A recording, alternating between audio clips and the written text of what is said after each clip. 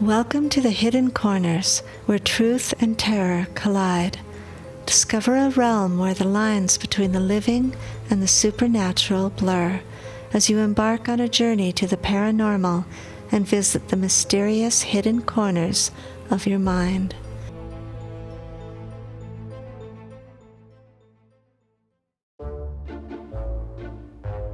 Tonight, on the countdown to Halloween, we have The Man Who Feared Masks by Joseph Payne Brennan.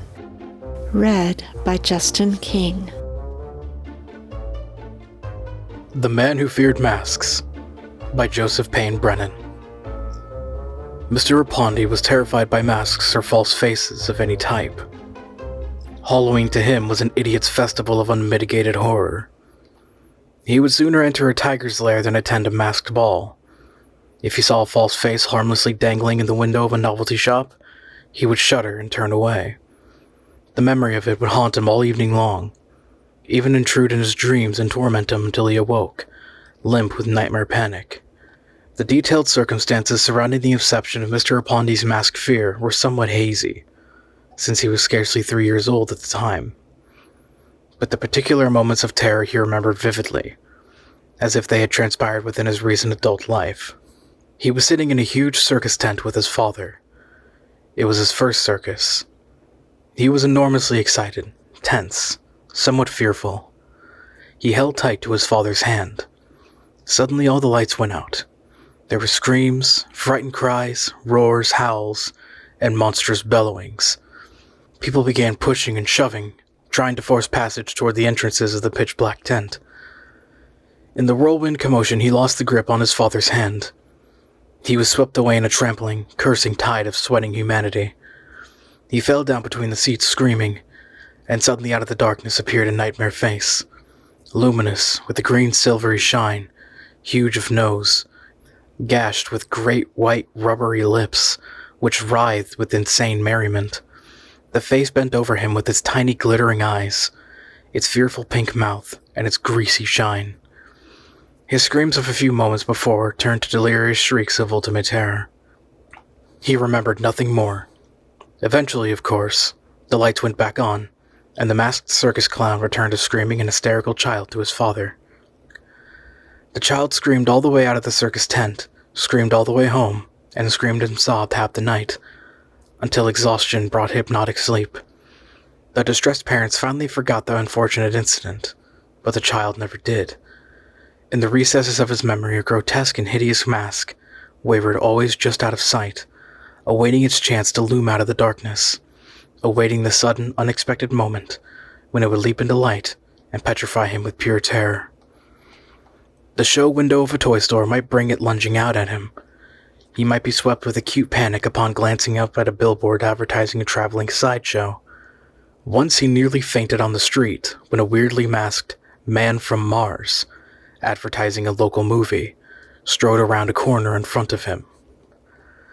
The fear remained with him through his childhood, through his adolescence, and on to full maturity. It seemed impervious to the rationalizing of his adult years. It would not be argued away. Its roots had pierced the psychic marrow of his being and resisted all his efforts to wrench them out. The obsessive fear haunted him to such an extent that he finally consulted a reputable psychiatrist. The psychiatrist patiently heard him out and then painstakingly explained in simple layman language that his early childhood experience had made an impact on his impressionable, too vulnerable young mind, all out of proportion to its actual importance. He pointed out that the mask fear was far more than a physical one. True, the child had been buffeted by the circus crowd, had been shoved and pushed down between the seats, painfully and perhaps severely bruised, but the fear went deeper than that. When the lights in the circus tent went out, the child had been holding tight to his father's hand. The father represented security, comfort, protection, home. Suddenly the child was hurled into milling blackness, and then out of the darkness appeared a hideous, leering face, which bore down on him with apparent evil intent. So, the psychiatrist explained, in Mr. Rapondi's subconscious mind, the mask, or any mask, had come to symbolize a loss of security, of stability and protection. It symbolized all of the inherited and acquired fears which lurked in Mr. Rapondi's own psychic depths. Mr. Rapondi listened, and he was impressed. He felt better.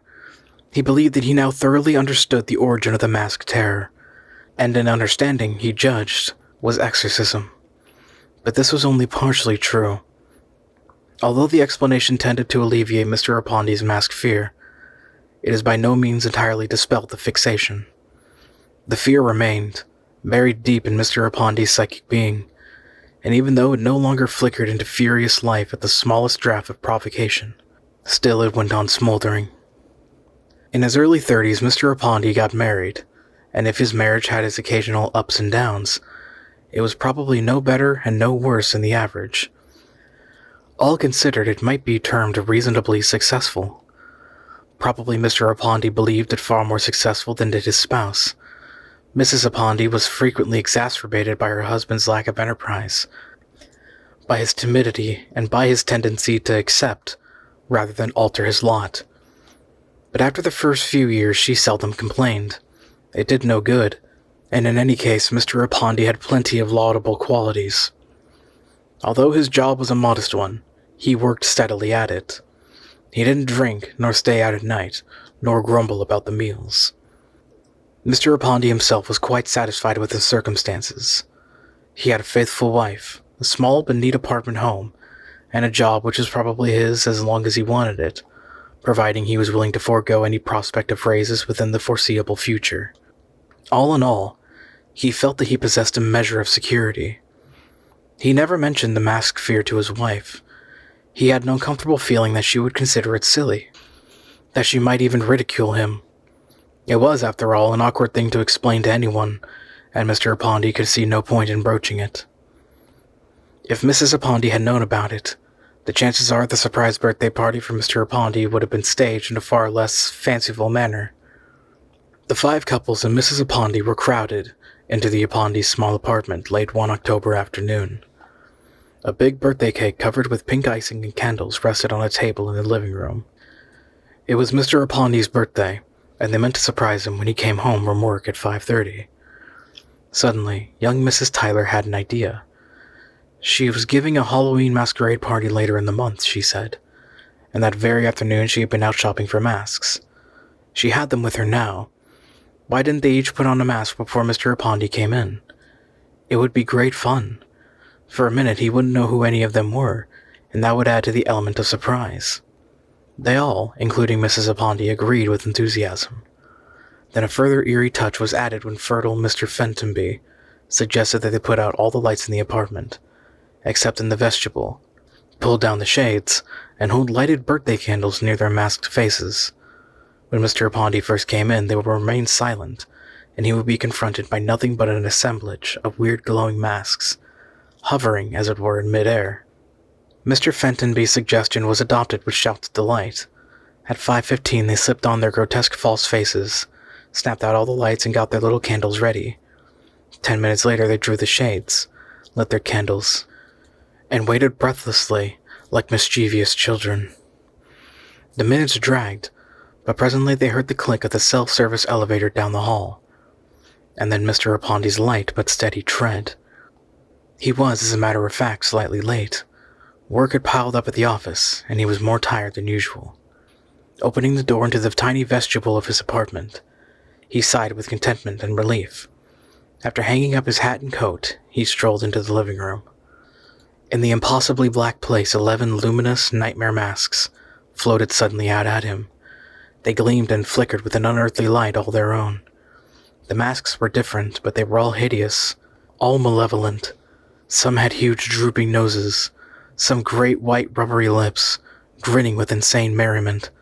Some had tiny glittering eyes and fearful pink mouths. For one terrible moment, Mr. Rapondi stood frozen and speechless. Then he began to scream. He screamed and kept on screaming, and shouts of surprise died in 11 throats which were in turn suddenly stricken silent. Candles were dropped, and some of the masks, but too late. Mr. Rapondi plunged like a maddened thing through the darkened room. He headed for the only glimmer of natural light which was visible. A window. He hurled himself through it, shade and all, and he was still screaming when he struck the cement walk 7 stories below.